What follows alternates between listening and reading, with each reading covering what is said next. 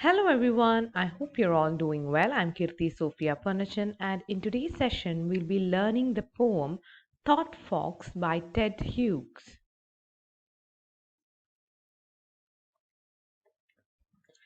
Ted Hughes is one of the giants of 20th century British poetry. He was born in Mytholmroyd, Yorkshire in 1930. After serving as in the Royal Air Force, Hughes attended Cambridge where he studied archaeology and anthropology, taking a special interest in myths and legends. In 1956, he met and married the American poet Sylvia Plath. She encouraged him to submit his manuscript to a first book contest run by the Poetry Center. It was awarded first prize by the judges who are very famous. They are Marianne Moore, W. H. Auden, and Stephen Spender. And the book which secured Hughes' reputation as a poet of international stature is The Hawk in the Rain in 1957. In 1984, Hughes was appointed as the Poet Laureate and he held the position until his death. Though marked by a period of pain and controversy in the 1960s, Hughes' later life was spent writing and farming. He married Carol Orchard in 1970 and the couple lived on a small farm in Devon until his death. His forays into translations, essays, and criticism were noted for their intelligence and range. Hughes continued writing and publishing poems until his death from cancer on October 28, 1998. A memorial to Hughes in the famed Poets' Corner of Westminster Abbey was unveiled in 2011. Some of the major works written by Ted Hughes are Lupercal in 1960, Crow 1970, Selected Poems 1957 to 1981, which was published in 1982, The Iron Man in 1968, and The Birthday Letters in 1998. So that's a brief introduction about the author. Now we move on to the poem. The poem is about how inspiration comes to the poet in the form of a fox into his mind and he ultimately inscribes it on the paper. Thus, it is a journey from nothing in mind and a blank paper to inspiration and hence the printed paper. We could see that this poem consists of 6 stanzas having 4 lines each. There is no set rhyme scheme in the verse, and the poet uses a number of literary devices like alliteration, personification, oxymoron, enjambment, etc. So you can look into these words and understand what all are these literary devices as an assignment. So now let's dive into the poem. Thought Fox by Ted Hughes.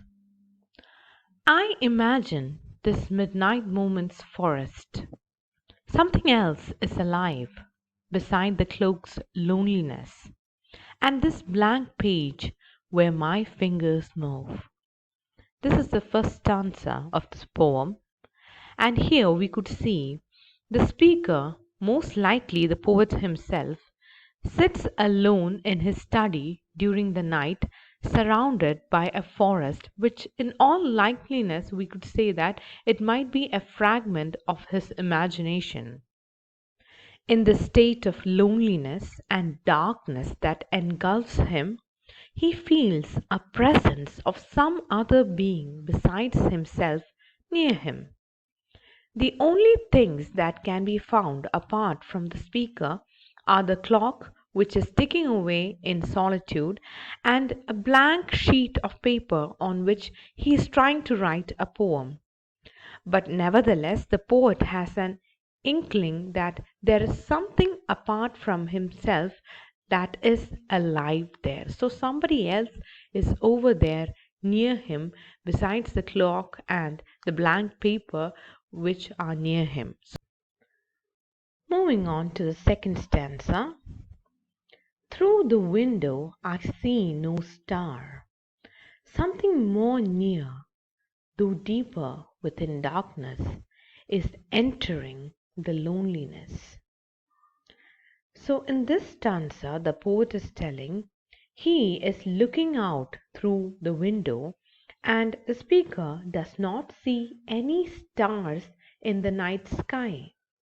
But he feels that there is something that is approaching him in his isolated state, coming nearer through the darkness that envelops the surroundings. It seems like the approaching figure is coming from deep within the darkness of the imaginary forest, trying to breach into the speaker's state of solitude. So, in the first stanza, we already saw that the speaker, that is the poet himself, is kind of alone and there is nobody with him, and he is trying to write something on a piece of paper, but he is unable to write. Later on, he feels that somebody is near him and he is unable to see who is near him. And when he looks out of the window to see if there is somebody over there, he was unable to see the stars in the sky, and only darkness surrounded him, and he felt that he was all alone. But deep in his mind, he felt that someone is near him, breaking the loneliness or the solitude that he was having till that moment. Moving on, stanza 3. Cold, delicately as the dark snow, a fox's nose touches twig, leaf. Two eyes serve a movement that now and again, now and now and now. So, in this stanza, we could see since it is the winter season, the entire atmosphere is very cold and dark.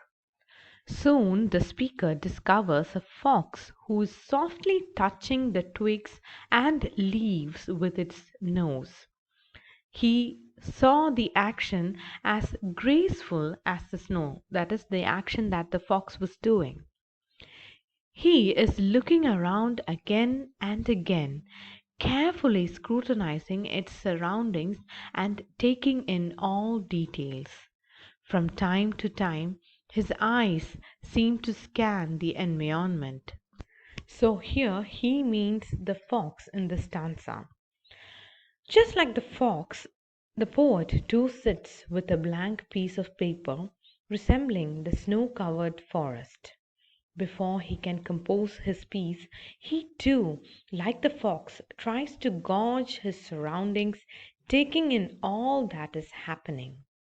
It is out of this that he comes across the thought that strikes his mind, initiates his creativity, and leads to the overflow of passion and emotions that ultimately leads to poetry. So here we could see that even though the author has written about the fox and what the fox was doing, it actually resembles the poet's condition himself.